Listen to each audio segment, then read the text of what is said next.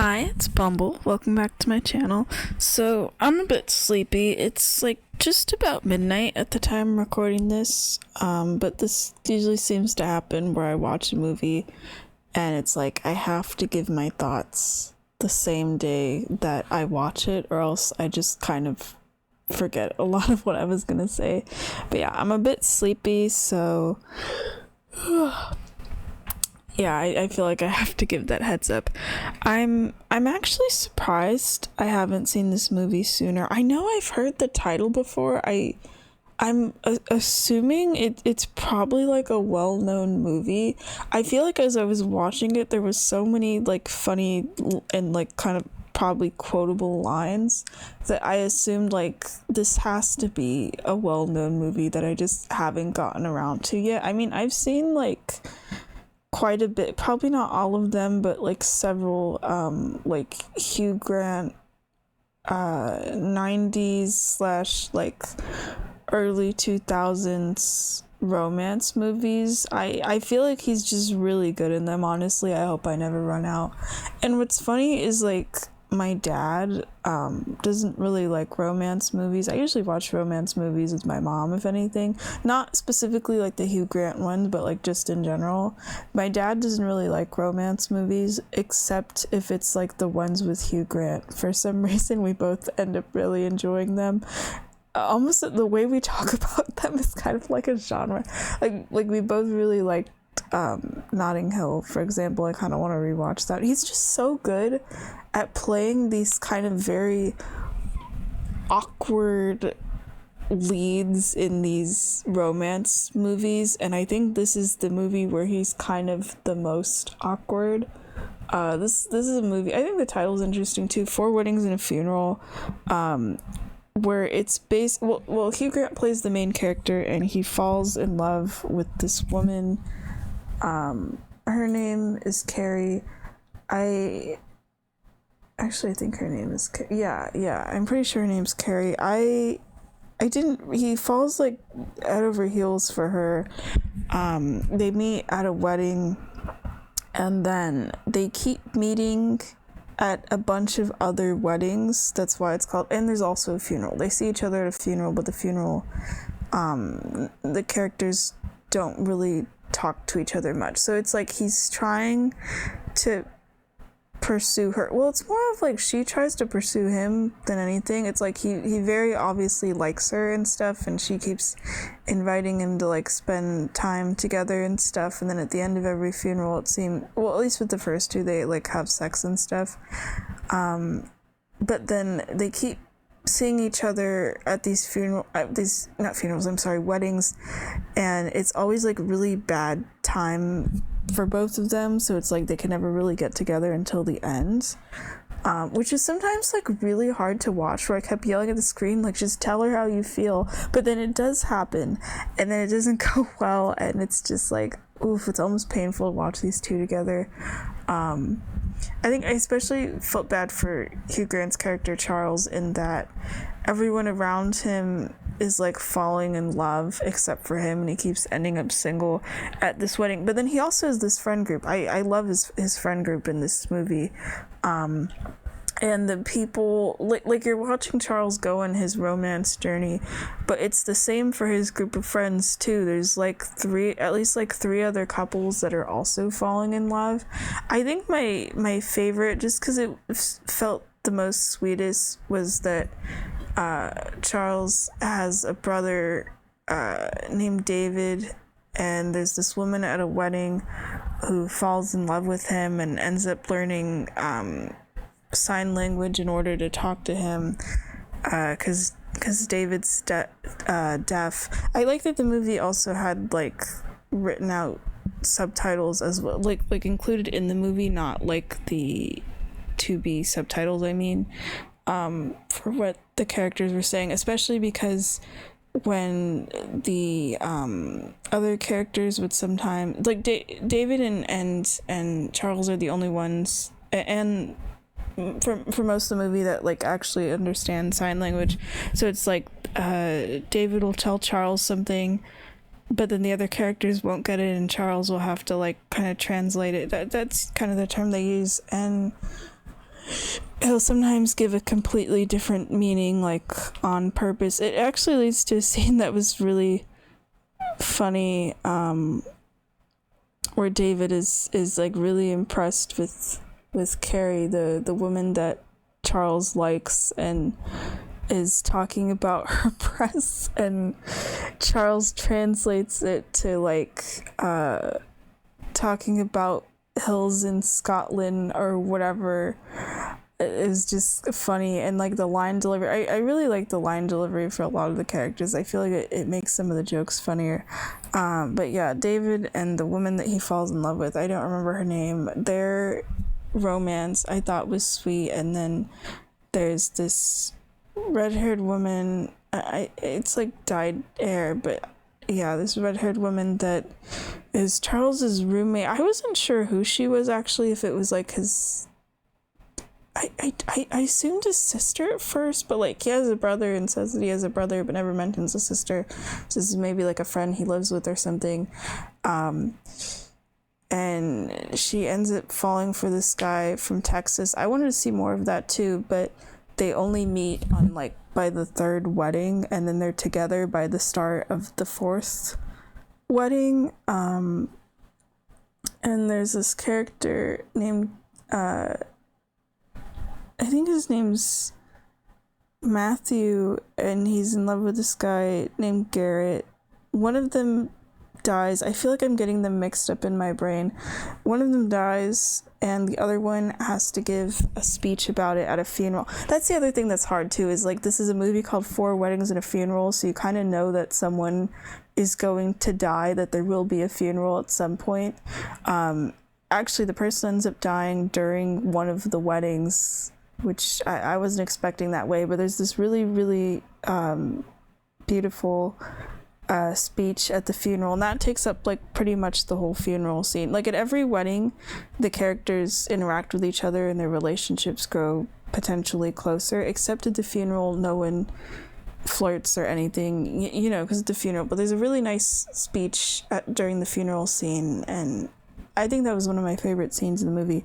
But yeah, I find the pacing of this movie interesting, or I guess not really the pacing, but more the time skips, where all of these characters seem like they're only interacting, or we only see them, I should say, at these weddings, and sometimes they're like a couple months away from each other and stuff. I mean, the characters, you know, some of them are obviously hanging out and stuff in between these weddings, but some of them only see each other at the weddings, like Charles and Carrie. And I thought that was really interesting. Like we're getting like these very brief glimpses into these people's lives. I think that was such a cool format, honestly. But yeah, a lot of the side characters and the people in Charles's friend group are having their own romantic adventures, and those were fun to watch, kind of more fun than the main couple. I just didn't really like Carrie as a character anyway. Like Charles immediately falls in love with her, and she does like try to keep talking to him and stuff, but I feel like personality wise there wasn't really anything going on. Like they have this Charles and Carrie this conversation at a cafe where it seems like, okay, they're gonna kind of get to try to know each other like outside of the wedding, but then she's just talking about all these people that she slept with, and that's like literally their entire conversation. She marries someone that she says is like 3 times their age, and they have this big wedding, but then by the next wedding they're divorced. It just I don't know, it's hard to root for their relationship when it feels like throughout the movie you don't really know anything about her. And there was also just so many more like compelling side characters, and I mean Carrie's not a side character, she's the love interest character of the main character, but still there were so many compelling like other characters that were side characters that I was more interested in instead, that I didn't really care about. I feel like I only really cared about Carrie in that the main character was in love with her and hoping that, you know, they'd end up, I only wanted them to get together, I think because Charles is so madly in love with her that I was kind of rooting for him in that way. But I feel like there were other women in this, especially because you do get to meet his exes and such, and people in his friend group. I feel like there was other characters he could have ended up with, honestly, and he does almost marry one of them too, but then on the wedding day changes his mind. Okay, let me and another thing about Carrie too, something that bothered me. So there's this like Charles has a confession scene with her in like the middle of the movie, and she says no, and then he gets one at the end, and it's in the middle of a rainstorm. Like there's actually like thunder and everything, which I thought was cool. I know that's like such a classic thing for romance movies, of like they have their little confession scene in like the rain and stuff. I think that's a good setting, but having it be like a thunderstorm going on too, I think is pretty cool. And Charles gives this really long confession and everything. It's really nice. And then Carrie has this line of like, oh, it's still raining, I didn't notice, because she's like so focused on what Charles is saying and stuff. And I feel like it's supposed to be, you know, because of that, probably like a sweet line, but the actress delivers that line in such a robotic way, it like actually made me cringe a little bit. And I feel like that kind of lessened the impact of, you know, it's the big scene where he's trying to confess his feelings again and stuff, but yeah, that like kind of bumped it down a little, if I'm honest. Okay, let me go back to the beginning of my notes, because that was just kind of some of my general thoughts. I thought the music in this was really good. I really liked the music for the opening credits. It was lovely. There's like a saxophone that's kind of the main instrument in there. It sounded so good. And then they have that jazz standard, but not for me. I've never heard the original version of that song, and this is at the beginning of the movie, and then you hear it later on in the movie. I've never heard the original of that song. I've only heard, there's like several covers of it. I only know that song because it's on a Chet Baker CD. But because of that, I like know the song pretty well, but I don't think I've ever really heard it in a movie. There's something about the use of like jazz songs like that in these kind of like 80s 90s romance movies that just makes them feel, it gives this sort of like timelessness to them. It's the same thing with listening to It Had to Be You in When Harry Met Sally. Oh man, even just mentioning that movie, I want to watch it again. I think I did a video on it. I better have, because I watched that like probably like 3 months ago, and that was one of like the best romance movies I've ever seen in my life. I'm not even trying to exaggerate with that or anything, but sorry, let me get back to talking about this one. I feel like I'll get scared of like if I try to compare them. I can't, but this movie was really good too. There's just several like, I almost want to say like gags and things. I don't really know what else to call them throughout the movie. Or like, you know, there's so many weddings that are happening and little things that change every time with the characters that are kind of cool. Like the first 3 events or so, Charles, and that's even how the movie starts too, sleeps past his alarm and ends up having to run to the wedding. Well, first he takes the car during the first wedding. Then the second wedding, something happened with the car, so he has to run to the wedding. And then by the 4th wedding, where it's his own wedding, there's like a ton of like 10 different like clock alarms that are set to make sure that he wakes up, and he's like, what the fuck is going on? They use the word fuck a lot in this. It was actually kind of funny, except for the part when I was watching, and then my mom came in the room and she hears them saying that at first, and she's like, what? Why are they saying that? And then it just continues because it's a scene where things are constantly going wrong, and I was like, this is the one part of the movie you walk into, Mom. I mean, I didn't say that out loud, but that's what I was thinking of. It was kind of funny. But yeah, the music in this is pretty good. This is one of those, I feel like this happens to me with a lot of romance movies. I notice especially with like period dramas. I mean, this isn't a period drama, but I'm using that as an example. Or like period pieces of like or just with romance movies where I'll end up really liking the soundtrack. They're just so like chill. But yeah, the Charles like alarm clock thing throughout the movie is kind of funny. I liked that during the first wedding, just the design of the rings actually, like rather than being diamond rings, it's one person in the wedding had like a big colorful heart, or it's a heart that's kind of divided into pieces and that it's like a bunch of different colors, and the other person had a skull ring.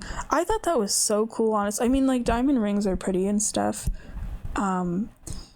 but I feel like doing where it's like a unique ring like that for each person, probably to match their personality more, but also just sounds more meaningful to me. I mean, not everyone has a diamond ring anyway. I mean, like for example, my parents don't. My parents have turquoise rings, which I think is pretty cool. Oh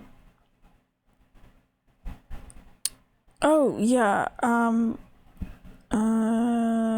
Crocodile Rock is, because I think out of the weddings the first one is the longest, because it's like, so the movie's a little slow at the start because it's like you're getting introduced to characters, but it's also all of them meeting each other, but it's also like the one time in the movie where they actually go through all of the wedding events and whatever the after party is for a wedding is called. They go through that. It's like every time they have a wedding in the movie, the events get shorter and shorter, and it's like in terms of the actual wedding, and it's more of a focus on the characters themselves, and I actually really liked that. But the first wedding, you get to see them dance. I liked that the first song at the wedding was Crocodile Rock. I thought that was pretty fun. They had some pretty fun music choices for the characters to dance to at that wedding. During the first wedding, there's a guy that's asked if he's sober, and he says, absolutely, I've only had orange juice this whole time. And then he stands up and he immediately tries to walk. He takes, like, I don't think he even takes a single step. He just falls over. That was pretty funny. Let me scroll. There's a part in Wedding 2 when Charles, he goes to a room to privately sulk. It's like an empty room, and then the bride and the bridegroom, and this is during their like party and everything, they go in there to fuck, and it's really loud, and you can just see Charles' face, like he's desperately trying to get out of the room or hide. He ends up like squatting in a bathroom and is like cringing a little because he's having to listen to these two people like make love and stuff. That was kind of funny, but I feel like I felt the secondhand embarrassment. You know what, I feel like I can say, I know I said that Charles is a very awkward character, and probably the most awkward I think I've ever seen Hugh Grant in a movie. I feel like because of that, I can just feel the secondhand embarrassment of some of the things that happens to Charles in this movie. Like it's like oozing off the screen. It's that much secondhand embarrassment, especially any of the times when he's trying to confess his feelings. It's like he's like stuttering and stammering and whatever so much through his words, and it's like, I want you to get to the point so bad, but it's hard to watch those parts, honestly. I'm laughing because I would probably do the same thing. You guys, you know, you listen to me talk, it's like the whole channel and the movie reviews and stuff. I'm not good with my words either. I'm not trying to make fun of them for that, but it's just, oh man. There's a part when the characters are talking about sex, and it's described by somebody as like table tennis but with slightly smaller balls. I laughed at that. And then there's like what I'm gonna call the love theme. I haven't looked up the soundtrack. I don't know what the name of the songs are, but there's like very clearly like a romance theme, you know, like music wise, I mean, that plays when Charles talks to Carrie. That love theme is also so good as well. I'm like excited to listen to it again if I go to listen to this soundtrack. And then there's a confession scene, not between Charles or Carrie, but there's a character named Fifi where her and Charles are talking about how, like, neither of them, I think, have found love. And she says, like, yeah, there's this bloke I've been in love with for ages. And Charles is like, oh, who? And at the same time, there's, like, bagpipe music playing in the background because it's a wedding that's taking place in this, like, really cool Scottish castle. And she goes like, oh, it's you, Charles. And the music immediately stops to just deliver that, you know, information. And then they go to a next room, a different room, and it's like a completely just kind of bummer scene, honestly, where Fifi is saying of like she's always loved Charles and that they're friends and there's nothing wrong with being friends, but like knowing that they won't be anything more than friends because she loves him, but knows that Charles will never love her. And I felt so bad for her, but it's like the way the lines are delivered and there's no music. Like as soon as she says that line of like, oh, you, Charles, of like in terms of the person she's been in love with, and they'd been having like a chill conversation and stuff, and the music's stopping and everything, you know, like, oh, okay, things are gonna get serious and stuff. That was a sad scene. I feel like that scene to me and the funeral scene were the two saddest ones, honestly. You know, something I didn't really get, maybe it was just like a character thing or whatever, or a line I missed. Charles doesn't seem like he actually needs glasses, but he only wears them during the scenes where it's like something's happening at a funeral. And it's not like, I mean, not a funeral, I'm sorry, a wedding. And he doesn't seem to need them to read for anything. He just wears them at the wedding. I was wondering if that was like he needs to look smarter to like pick up chicks or something. I'm sorry, I'm laughing because I was on Letterboxd earlier when I was finishing typing my notes. I want to read something on here. There's the first comment for this movie. It's by a user named Ty, and it just says, oh, look at me, I'm Hugh Grant, I have perfect bone structure and kind eyes, go fuck yourself, Hugh Grant. And to talk to him about wearing only these glasses at the wedding is just making me think about that, because I was about to say, oh, I wonder if he's wearing these only to look, I don't know, smarter to pick up people at the wedding. And I just thought about that quote. I try not to read Letterboxd like before I do these reviews, just because I don't want to like accidentally read a spoiler or something. Or I feel like if I read too many negative opinions about something, I feel like it affects the way I view something just a little, like it's subconsciously in my mind, and I don't want that for like a video where I'm like talking about my opinion on a movie. But I was just kind of curious to see like, oh, is this like a well-liked movie like I thought? And that line, that comment has just been in my head as I've been talking about this the whole time, which is funny because like I do find him really attractive. So okay, I'm sorry. Anyway, give me a minute. I like when it's the time skip happens, and whenever there's gonna be a wedding, you always see the little wedding card with like who's getting married. I like that for the scene with Charles, or with the wedding for Charles, that there's a flower that happens to be covering the name of the person Charles is marrying. I mean, you do find out later, and you get to see the person and stuff, but I thought that was kind of a nice thing of, okay, it's gonna be a surprise for later. I was actually expecting it to be that he was gonna turn out to marry Carrie, and I was thinking, why didn't we get to see them connect or propose or anything?